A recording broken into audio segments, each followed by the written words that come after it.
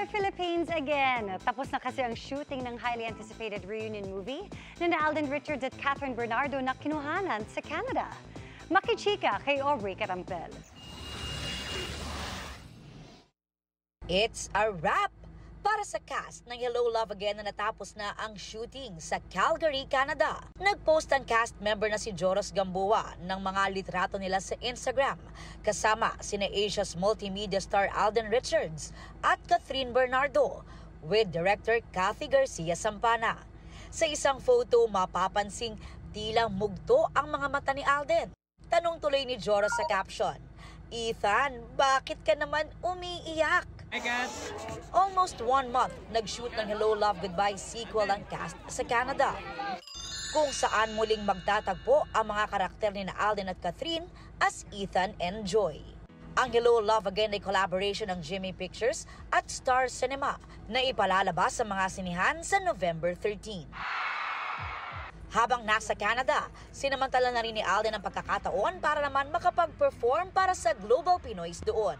Kabilang si Alden sa Taste of Manila leg ng Sparkle Goes to Canada show sa Toronto at sa Calgary. Nag-perform din siya sa Sparkle Goes to USA concert sa Anaheim at San Francisco sa California. Ngayong back in Manila na, magbabalik na rin si Alden sa taping ng Kapuso family drama na Pulang Araw.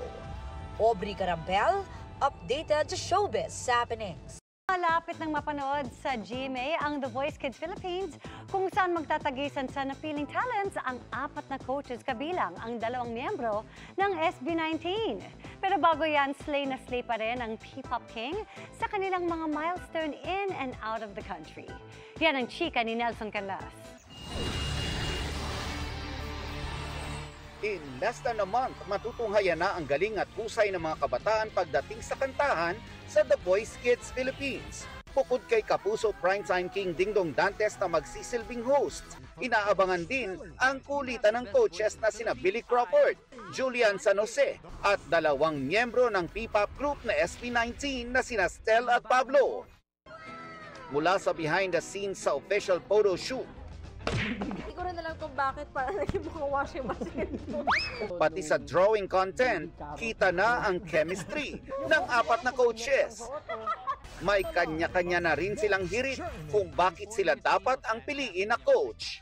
Bago ang The Voice Kids, tumulak muna papuntang South Korea sina Stella at Pablo kasama ang iba pang miyembro ng SB19 para tanggapin ang Voices of Asia Awards sa 2024 Billboard K-Power 100. From the start, talagang yung goal ng group is not only to showcase our skill but also to represent kung ano yung kayang i-offer ng Filipinos and ng mismong culture natin.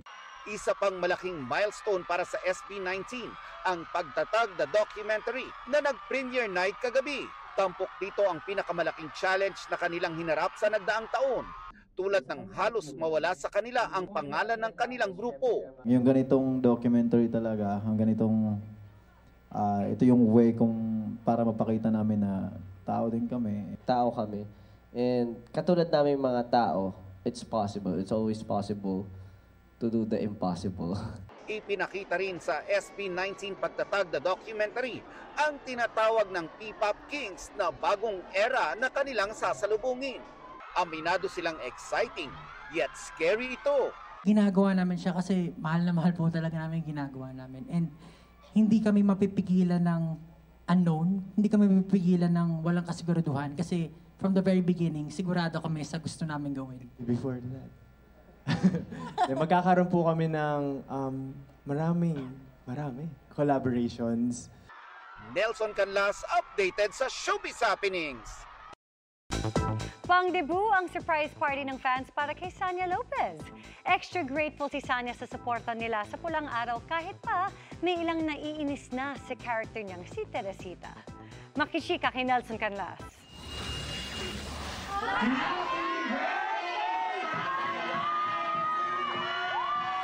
Hindi pa tapos ang birthday celebration dahil ang fans naman ni Pulang Araw star Sanya Lopez ang naghanda ng party para sa kanya.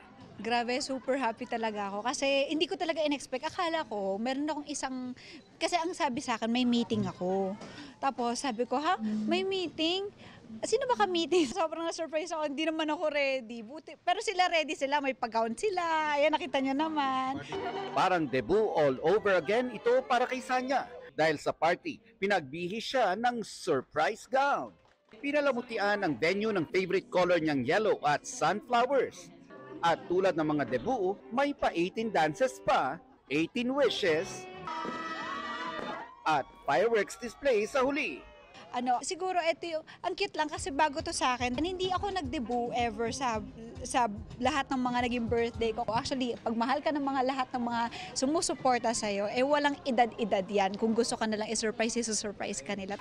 Malaki naman ang pasasalamat ni Sanya dahil patuloy ang mainit na pagtanggap ng mga manonood sa GMA Prime Family Drama Series na Pulang Araw. Umiinit na ang samaan ng loob sa pagitan ng kanyang karakter na si Teresita at Adelina na ginagampanan ni Barbie Fortesa. Merong iba na galit sa akin dahil bakit ko daw inaaway si Adelina. Bakit nga ba sa tingin nyo?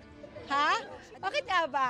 Pero may rason naman kasi si Teresita. Sa ngayon, galit sa akin dahil nga inaaway ko raw si Adelina at pinaglalayo ko raw sila ni Hiroshi. Ay nako, manood lang po kayo ng Pulang Araw nang malaman ninyo. Ngayong sumiklab na ang digmaan sa Pearl Harbor sa Pulang Araw, tuloy-tuloy na kaya ang kasalan ni Teresita at Hiroshi? Abangan! Nelson Canlas, updated sa Showbiz Happenings.